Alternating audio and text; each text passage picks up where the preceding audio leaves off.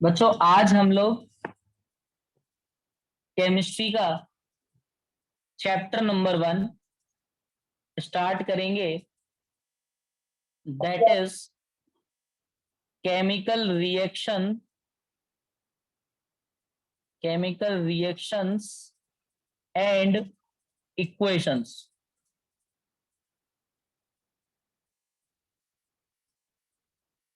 बच्चों इस चैप्टर में जो आप लोग सीखोगे, केमिकल रिएक्शंस क्या होती हैं, उनके क्या टाइप होते हैं, उनको आप कैसे रिप्रेजेंट कर सकते हो, और किसी पर्टिकुलर केमिकल इक्वेशन के बेसिस पर आप क्या क्या बातें प्रेडिक्ट कर सकते हो, ये आप इस चैप्टर में सीखने वाले हो। तो बच्चों केमिकल रिएक्शन की अगर बात की जाए कि what is the meaning of chemical reaction, what is the meaning of chemical reaction, तो बच्चों केमिकल रिएक्शंस जो हैं ये वो रिएक्शंस हैं जहां पर टू और more than two substance are transformed into a new substance. Chemical reaction बच्चों कौन सी रिएक्शंस है जहां पर दो या उससे ज्यादा सब्सटेंस आपस में मिलकर के एक नया सब्सटेंस फॉर्म कर लेते हैं, उनको हम लोग बोलते हैं केमिकल रिएक्शन। तो सभी बच्चे इस चैप्टर का नाम डाल लें केमिकल रिएक्शंस एंड इक्वेशन, और इसमें पहली हेडिंग लगाएंगे that is chemical reactions. Chemical reactions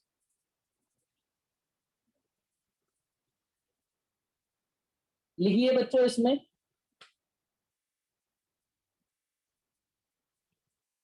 a chemical reaction,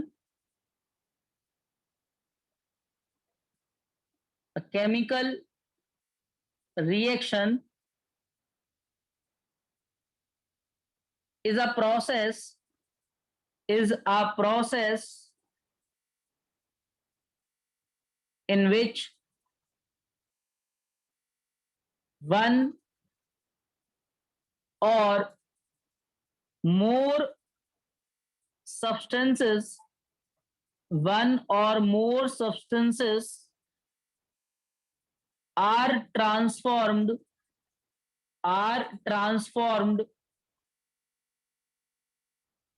into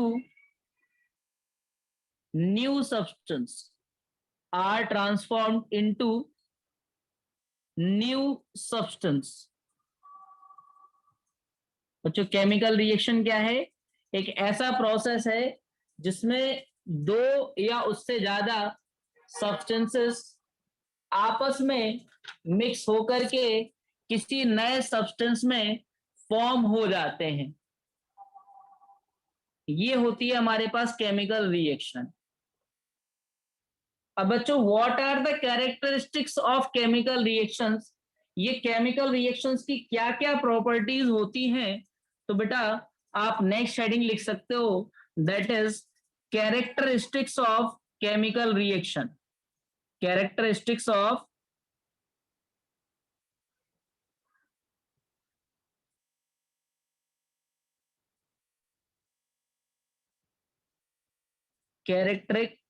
characteristics of chemical reactions. किसी केमिकल रिएक्शंस की क्या क्या खास बातें हो सकती हैं बेटा, वो समझिए। तो बच्चों अगर कोई केमिकल रिएक्शन हो रही है, यानी कि ऐसी प्रोसेस जहां पर कोई दो सब्सटेंस या उससे ज्यादा आपस में मिलकर के नया सब्सटेंस फॉर्म कर दे रहे हैं, तो वहां पर कुछ ऐसे पॉइंट हैं जो हो सकते हैं, जैसे कि first point is formation of precipitate. Formation of precipitate. बच्चों किसी भी केमिकल रिएक्शन में ऐसा जरूरी नहीं है कि हर बार हो, बट हाँ ये पॉसिबिलिटी होती है कि कहीं पर कोई केमिकल रिएक्शन हो रही हो तो वहां पर प्रेसिपिटेट फॉर्म हो सकता है। अब what is the meaning of precipitate? बेटा प्रेसिपिटेट एक ऐसा इनसॉल्युबल सब्सटेंस है जो किसी सब्सटेंस के अंदर पड़ा रहता है या किसी सॉल्यूशन के अंदर पड़ा रहता है। प्रेसिपिटेट क्या है? एक ऐसा इनसॉल्युबल सब्सटेंस जो किसी सब्सटेंस के अंदर मिक्स नहीं होता। जैसे आपने सिल्वर के सॉल्यूशन में क्लोरीन को मिक्स कर दिया तो सिल्वर क्लोरीन से रिएक्ट करके एक प्रेसिपिटेट बना लेता है। वो प्रेसिपिटेट बेटा एक इनसॉल्युबल सब्सटेंस होता है जो सॉल्यूशन के नीचे सबमिट होने लगता है। वो जो है सॉल्यूशन में डिसॉल्व नहीं होगा बट सॉल्यूशन में नीचे एक सॉलिड स्टेट में पड़ा रहेगा। दूसरा जो कैरेक्टरिस्टिक है किसी इक्वेशन का, केमिकल रिएक्शन का, वो बेटा है कि अगर आप किसी रिएक्शन को कर रहे हो तो वहां पर पॉसिबिलिटी है कि कोई गैस इवॉल्व हो जाए, एवोल्यूशन ऑफ गैस। आपने कोई रिएक्शन की आपस में, जैसे आप कैल्शियम कार्बोनेट को रिएक्ट कराओ डाइल्यूट हाइड्रोक्लोरिक एसिड से। अभी आप कई सारे कंपाउंड्स के बारे में बच्चों जानने वाले हो और उन कंपाउंड्स के बीच में क्या रिएक्शन होती है वो भी आप इसमें सीखने वाले हो। तो जब कैल्शियम कार्बोनेट को बेटा HCl, एक एसिड होता है बेटा, HCl काफी अच्छा एसिड है जो कई चीजों को डिसॉल्व कर सकता है। जब HCl के अंदर कैल्शियम कार्बोनेट बच्चों डाल दिया जाता है तो यहां पर एक गैस निकलती है, दैट इज कार्बन डाइऑक्साइड।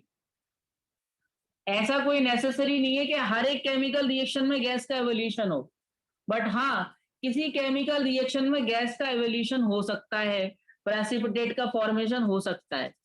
बेटा थर्ड जो कैरेक्टरिस्टिक्स है वो है कि कलर चेंज हो सकता है, चेंज इन कलर। आपने किसी कलर का सब्सटेंस लिया और प्रोडक्ट में आपको जो है किसी और कलर का सब्सटेंस मिला, तो ये भी पॉसिबिलिटी है। बच्चों फोर्थ कैरेक्टरिस्टिक जो है वो केमिकल रिएक्शन का, that is change in state. बच्चों आपने किसी सब्सटेंस को सॉलिड स्टेट में लिया बट जो प्रोडक्ट आपको मिला वो गैसियस स्टेट में मिला या लिक्विड स्टेट में मिला, तो ये भी पॉसिबिलिटी है कि जब आप किसी सब्सटेंस को किसी पर्टिकुलर स्टेट में लो तो हो सकता है कि आपको सब्सटेंस जो है वो किसी दूसरी स्टेट में मिले। यानी कि physical state can be change, it's not necessary कि हर एक केमिकल इक्वेशन में ये सारे प्रॉपर्टीज हों, बट इनमें से जो भी प्रॉपर्टीज लिखी जा रही हैं इनमें से कोई ना कोई प्रॉपर्टी तो हो ही रही होगी। एक और बेटा हमारे पास होता है, that is change in temperature. बच्चों आपने किसी रिएक्शन को कराया किसी पर्टिकुलर टेम्परेचर पर, मान लीजिए कंटेनर आपने ठंडा रख दिया, ऐसी कंटेनर आपने लिया यूज किया नॉर्मल टेम्परेचर पे, जैसे ही उसमें कोई सॉल्यूशन डाला और जैसे ही बेटा दूसरा आपने सब्सटेंस डाला, इतनी भयानक रिएक्शन हुई कि सॉल्यूशन की वजह से जो कंटेनर में आप कर रहे थे वो कंटेनर बहुत ज्यादा हॉट हो गया, या समटाइम्स ऐसा भी होता कि ये बहुत ज्यादा कोल्ड हो जाए। मतलब कि टेम्परेचर जो है वो चेंज हो सकता है उस कंटेनर का, यानी कि रिएक्शन जो है वो हीट को एब्जॉर्ब कर सकता है, हीट को रिलीज कर सकता है। हालांकि उसको हम लोग एक पर्टिकुलर मैनर में पढ़ेंगे, एंडोथर्मिक और एक्सोथर्मिक रिएक्शन, बट अभी मैं आपको ओनली कैरेक्टरिस्टिक्स बता रहा हूं। इसका मीनिंग क्या है कि भाई कुछ ऐसी क्वालिटीज हैं किसी केमिकल रिएक्शन की जो हमें देखने को मिल सकती है, जैसे कि उस केमिकल रिएक्शन में प्रेसिपिटेट बन सकता है, उस केमिकल रिएक्शन में गैस इवॉल्व हो सकती है, उस केमिकल रिएक्शन में कलर चेंज हो सकता है सब्सटेंस का, उसकी फिजिकल स्टेट चेंज हो सकती है। पूरी केमिकल रिएक्शन जिस टेम्परेचर पर हो सकता है कि केमिकल रिएक्शन होते टाइम टेम्परेचर उस रिएक्शन का बदल जाए। तो these are the some characteristics of chemical reaction you can note down. आप लिख सकते हो बच्चों सारे कैरेक्टरिस्टिक्स, और लिख जाए तो मुझे बता देना, हम लोग नेक्स्ट टॉपिक पे आ जाएंगे।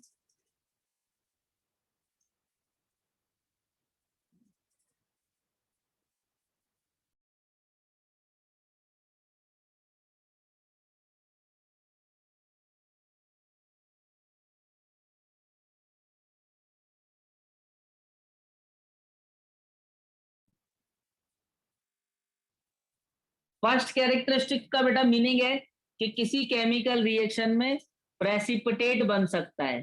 प्रेसिपिटेट क्या होता है? कोई ऐसा सब्सटेंस जो कि उस पूरे रिएक्शन, मान लीजिए कोई सॉल्यूशन के फॉर्मेशन में आप कर रहे थे, लिक्विड में कर रहे थे, पर उसके अंदर एक आपको सॉलिड ऐसा सब्सटेंस मिला जो उससे रिएक्ट नहीं कर रहा था, उसी सॉल्यूशन में पड़ा हुआ मिला। Insoluble solid substance is known है इनसॉल्युबल, जो कि डिसॉल्व नहीं हो पाया उस सॉल्यूशन में, उसको हम लोग बोलते हैं प्रेसिपिटेट। तो किसी केमिकल रिएक्शन में प्रेसिपिटेट भी फॉर्म हो सकता है।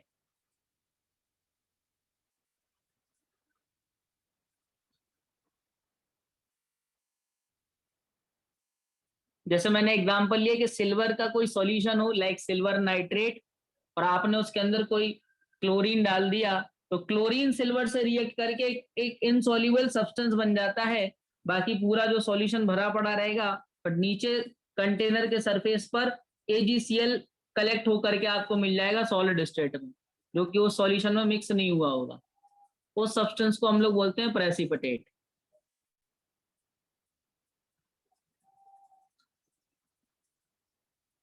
बच्चों लिख गया क्या?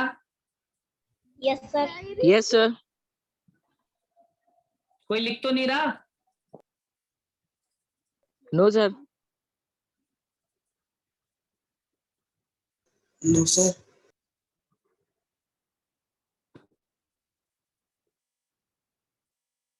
देखो बेटा,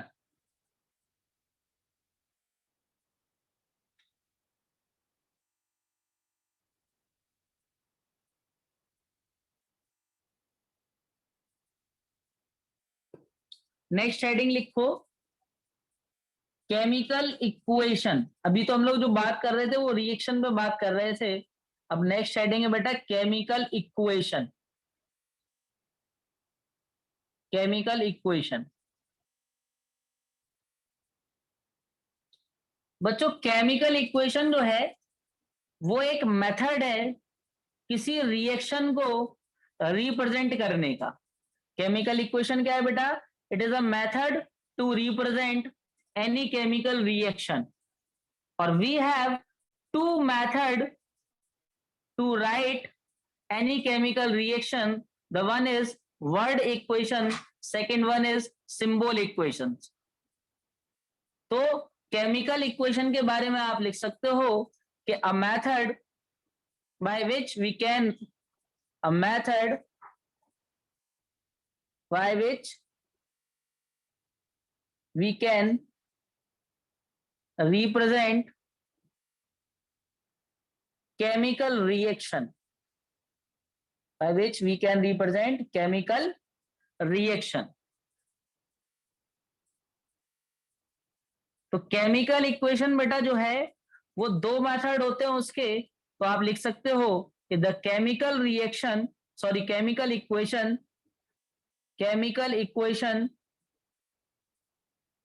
can be expressed can be expressed in two ways. Can be expressed in two ways. The first is word equation and second one is symbol equation. तो किसी भी केमिकल इक्वेशन को आपको लिखने के लिए दो मेथड है आपके पास, वर्ड इक्वेशन मेथड और बेटा आपके पास दूसरा क्या है? Symbol equation method.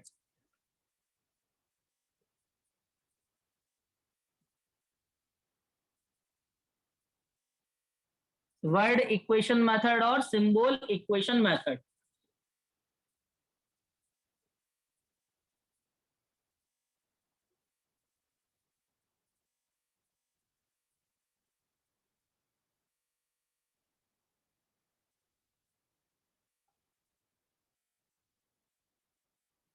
तो बच्चों फर्स्ट हेडिंग लिख लेना, दैट इज वर्ड इक्वेशन।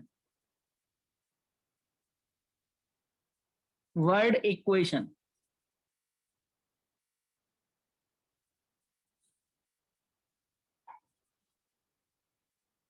बच्चों वर्ड इक्वेशन में लिखना,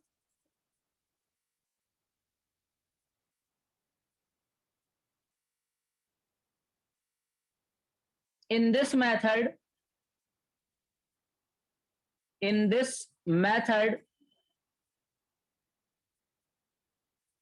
we represent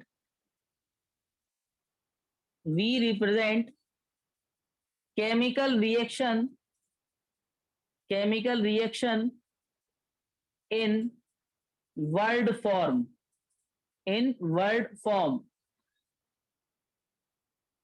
जैसे एग्जाम्पल मैं लिखूं zinc plus hydrochloric acid, zinc plus hydrochloric acid gives, बेटा ये जो सिंबल होता है ये एरो वाला, ये होता है गिव्स का, गिव्स जिंक क्लोराइड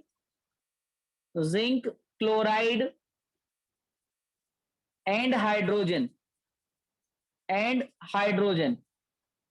तो बेटा इसमें ना ये जो पार्ट है जो लेफ्ट साइड लिखा हुआ है दिस इज रिएक्टेंट, और जो बेटा राइट साइड लिखा हुआ है दिस इज प्रोडक्ट। ठीक है, ये रिएक्टेंट्स हैं जिंक और हाइड्रोक्लोरिक एसिड, और ये प्रोडक्ट्स हैं आपके जिंक क्लोराइड और हाइड्रोजन। ये एरो बेटा आपको हेल्प कर रहा है कि रिएक्शन जो है कन्वर्ट कर रहा है, मतलब सेपरेशन का जो काम कर रहा है रिएक्टेंट और प्रोडक्ट के बीच में, वो आपका एरो है। Reactant always right at left side of the chemical equation and product right always right hand side on the chemical equation। अगर एक से ज्यादा रिएक्टेंट है तो उनके बीच में प्लस वर्ड यूज किया जाएगा, और अगर एक से ज्यादा प्रोडक्ट है तो उनके बीच में प्लस वर्ड यूज किया जाएगा। जैसे मैंने लिखा जिंक था प्लस मतलब एक और नया substance that is hydrochloric acid, तो जो प्रोडक्ट बना जिंक क्लोराइड प्लस हाइड्रोजन। तो ये कोई रिएक्शन हो रही है, लिख लिया बच्चों इसको? सर। कोई लिख तो नहीं रहा?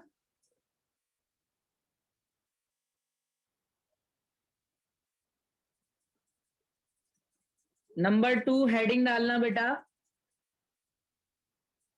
नंबर 2 हेडिंग डालना, that is symbol equation. Symbol equation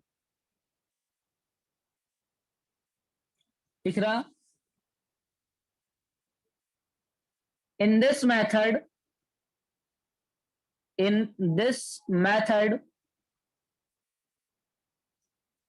we represent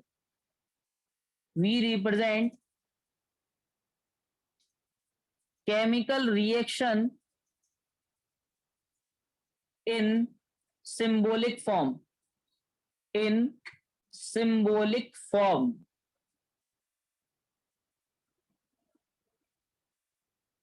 in this method we represent chemical reaction in symbolic form,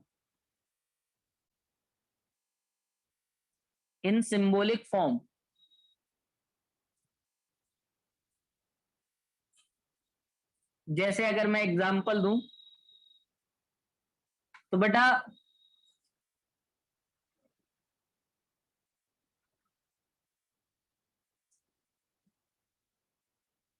zinc plus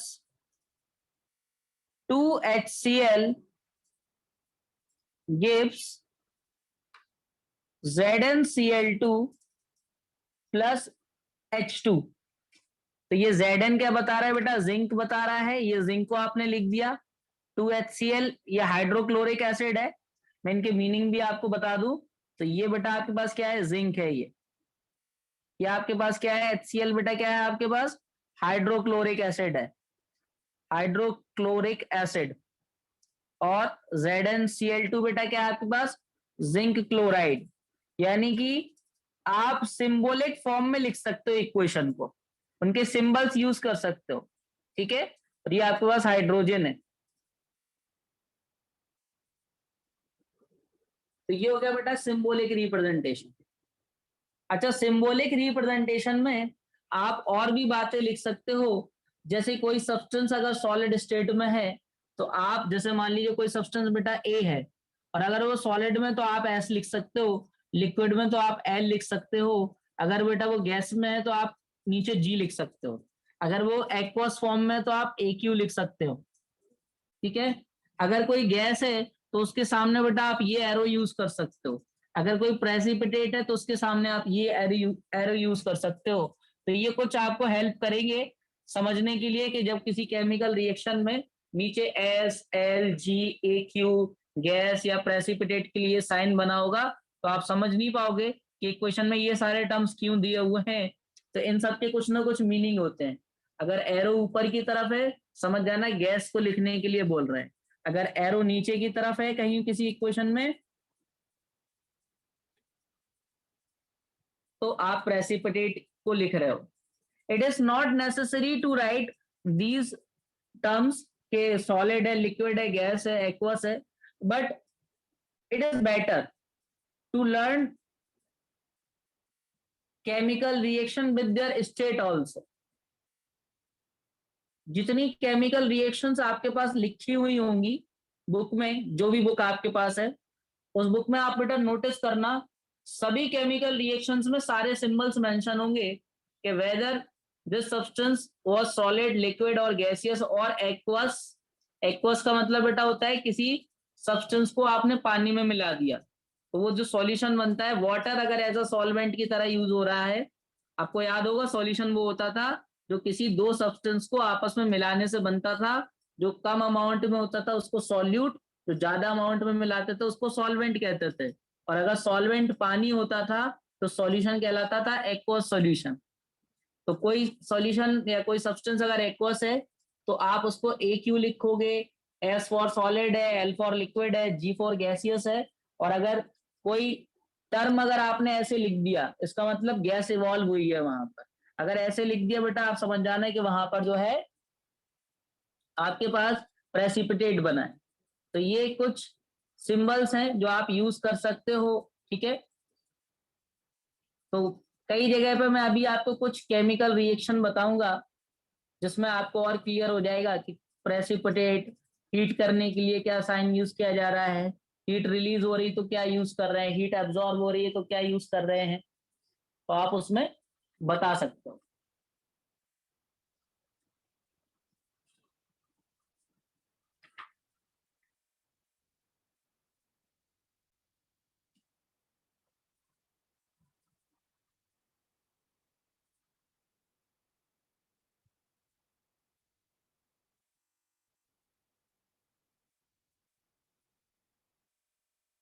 precipitate को बच्चों पीपीटी लिखते हैं कई लोग, बुक्स में आपको पीपीटी वर्ड मिलेगा तो समझ जाना वो प्रेसिपिटेट कहने की कोशिश करते हैं। Excuse me sir. हाँ बेटा। सर एक क्वेश्चन है हाँ सर, इसका नहीं है फिर सर, वो किसी और चैप्टर का है। किस चैप्टर का है, किसी का भी पूछ सकता है।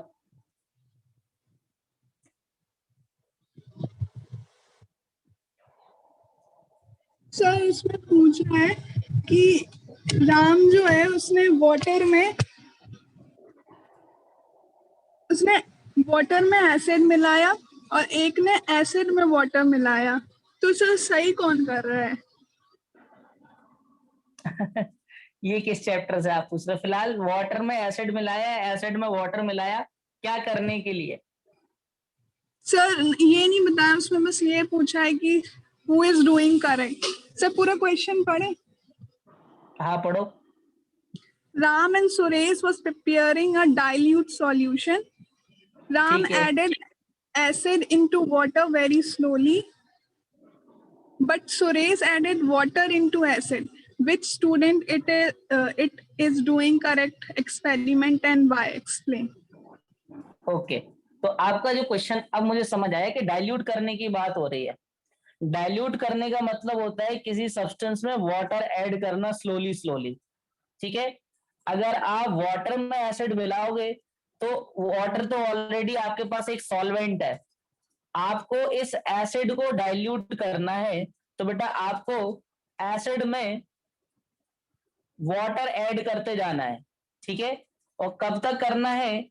जब तक ये डाइल्यूट ना हो जाए, ठीक है। तो कौन सही कर रहा है? जो एसिड के अंदर वाटर मिला रहा है, और जो वाटर में एसिड मिला रहा है वो गलत कर रहा है, ठीक है। Okay, sir. Thank you. देखो बच्चों,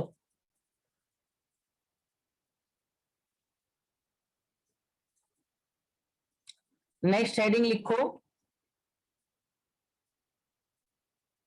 balanced and unbalanced chemical equations. Balanced and unbalanced chemical equations, इसमें लिखो बच्चों, a chemical equation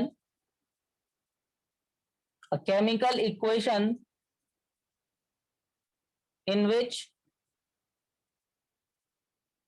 number of atoms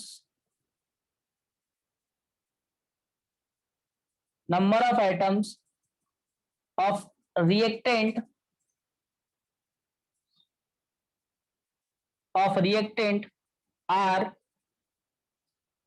are equal to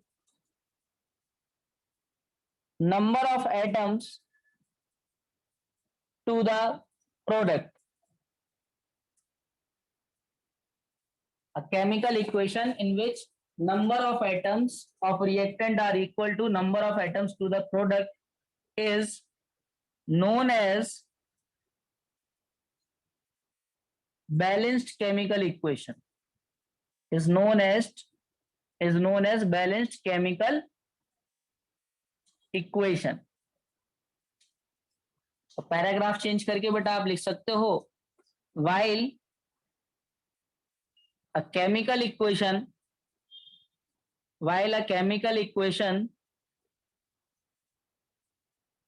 in which number of atoms of reactants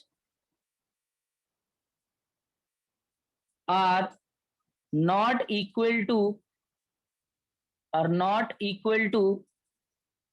number of atoms of the product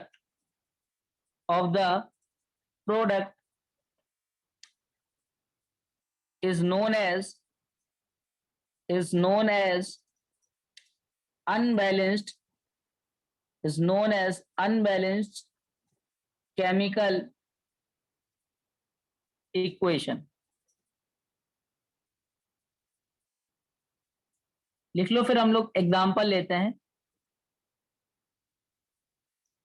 is known as unbalanced chemical equation. देखो,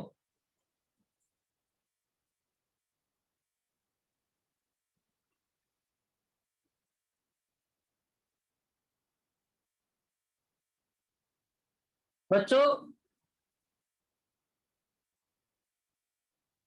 आपने कोई chemical equation लिखी कि H2 plus O2 gives H2O, या आपने कोई chemical equation लिखी, बच्चों आपने चेक किया कि रिएक्टेंट साइड जो हाइड्रोजन है वो 2 है और ऑक्सीजन कितने हैं? ये भी 2 हैं।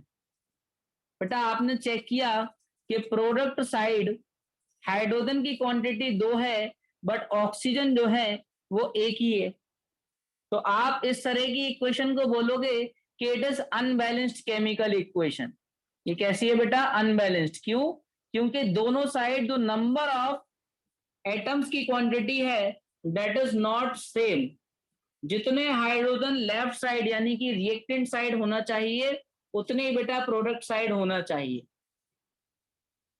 अगर ये इक्वल नहीं है तो ये कहलाएंगे अनबैलेंस्ड, और अगर ये इक्वल है तो इक्वेशन कहलाएगी बैलेंस्ड। तो आप इस एग्जांपल को लिख लो, फिर मैं एक और एग्जांपल देता हूं जिसमें आपके पास बैलेंस्ड एटम्स होंगे।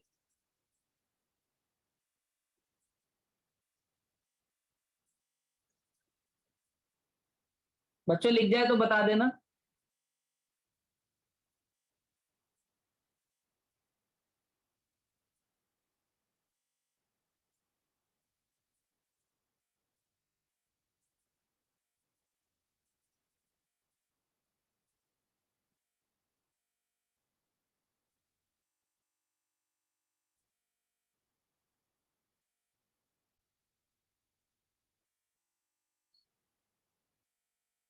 जो बच्चे मुझसे पीरियोडिक टेबल पूरा चैप्टर पढ़ चुके हैं नए बच्चों को छोड़ करके, वो सभी बच्चे कल पीरियोडिक टेबल का टेस्ट देंगे।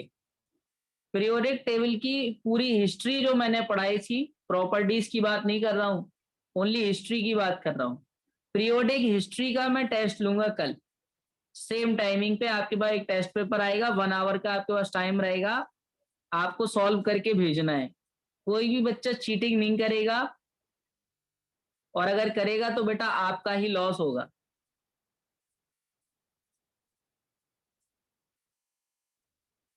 तो आप लोग पीरियोडिक टेबल जो है पूरा एक बार रीड कर लेना पुराने बच्चे, ठीक है?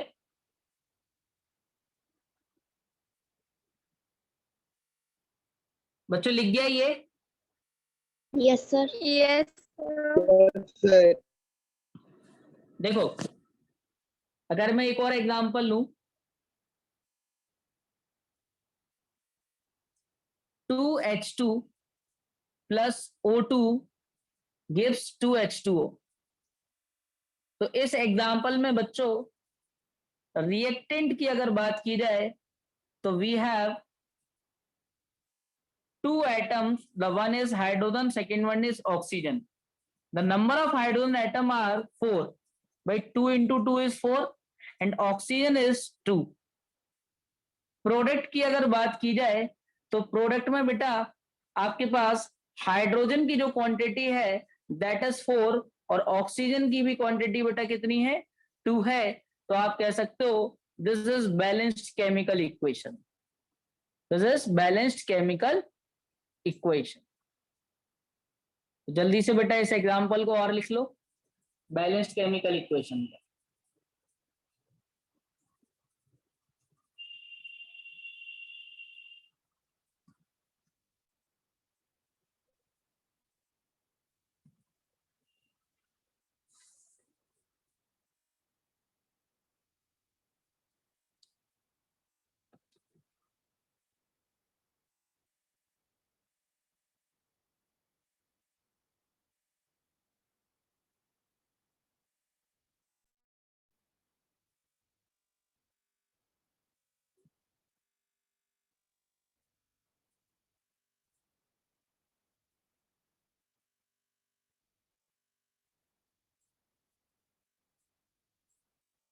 हो गया सर। तो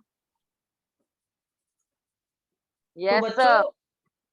ठीक है बच्चों, अब जो मेरी क्लास सैटरडे को होगी, कल तो आप लोगों का टेस्ट है, ठीक है? सैटरडे की क्लास में बच्चों हम लोग सीखेंगे कि how to convert unbalanced chemical equation into a balanced chemical equation. तो बेटा बैलेंसिंग करने के जो मेथड आपकी बुक में लिखे होंगे, जैसे एक हिट एंड ट्रायल मेथड होता है, एक आपके पास पार्शियल इक्वेशन मेथड होता है, मतलब आप पार्शियल पार्ट में उसको डिवाइड करके सॉल्व कर लो।